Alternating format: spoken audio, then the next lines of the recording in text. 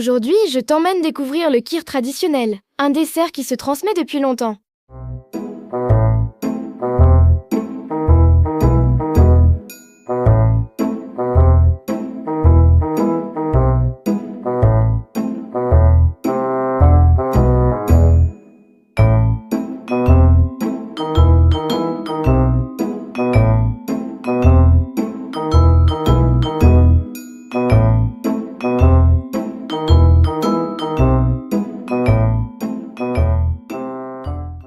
Namasté, voici le kir traditionnel. Un riz au lait indien onctueux, composé de riz rond parfumé, lait entier, sucre de canne non raffiné, cardamome verte, amandes et pistaches, pour une texture crémeuse et délicatement parfumée.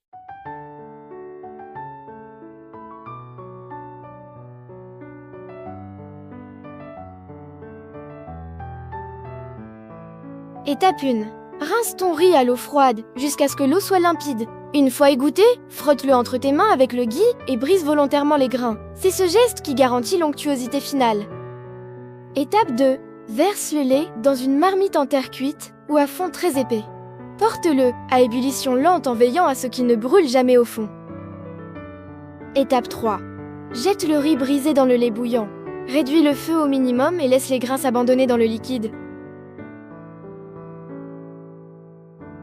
Étape 4. Ajoute tes gousses de cardamome écrasées et les filaments de safran. À ce stade, le parfum doit commencer à saturer l'air de ta cuisine. Étape 5. Laisse le mélange réduire de moitié. Remue sans cesse. Le riz doit littéralement fondre et fusionner avec le lait pour créer une crème épaisse, sans ajout de liant externe. Étape 6. Ajoute le sucre seulement à la fin pour ne pas durcir le grain. Mélange une dernière fois et retire du feu. Sers ton kir après l'avoir laissé reposer. Parsemé de fruits secs, concassés. Le kir n'est pas qu'un simple dessert, c'est l'un des plus anciens plats documentés au monde. On ne parle pas ici de décennies, mais de millénaires.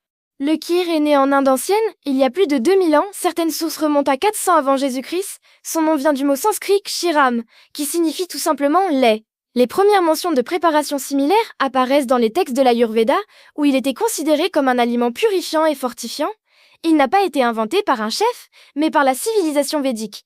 À l'époque, c'était une nourriture sacrée. Selon la légende bouddhiste, c'est une jeune femme nommée Sujata qui aurait offert un bol de riz au lait au prince Gautama, le futur Bouddha, après ses années d'ascèse extrême, lui redonnant la force d'atteindre l'éveil. Les historiens de l'alimentation s'accordent à dire que le kir est le père de tous les riz au lait du monde. Il a voyagé via les routes commerciales vers l'Empire perse, puis vers l'Europe. Depuis des millénaires, il est servi comme prasad offrande religieuse dans les temples hindous. Le temple de Jagannath à Puri est célèbre pour son kir depuis des siècles. Avant d'utiliser le riz basmati, les anciens utilisaient de l'orge ou du millet. Le riz est devenu la norme avec le développement de la riziculture dans les plaines du Gange. En Inde, le kir est traditionnellement le premier aliment solide que l'on donne à un nourrisson lors de la cérémonie de la Naprashana. Le savais-tu? Dans le sud de l'Inde, on l'appelle payasam. La légende du temple de Guruvayur raconte que le seigneur Krishna lui-même aurait gagné un défi contre un roi local, dont le prix était de servir du kir à tous les pèlerins jusqu'à la fin des temps.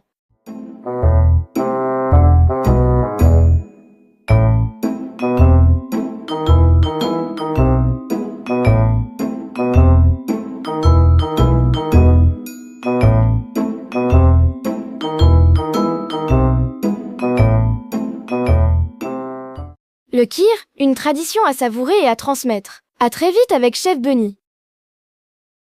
Si cette vidéo t'a apporté un moment de douceur, pense à t'abonner et à la partager autour de toi. Ensemble, faisons voyager les traditions du monde.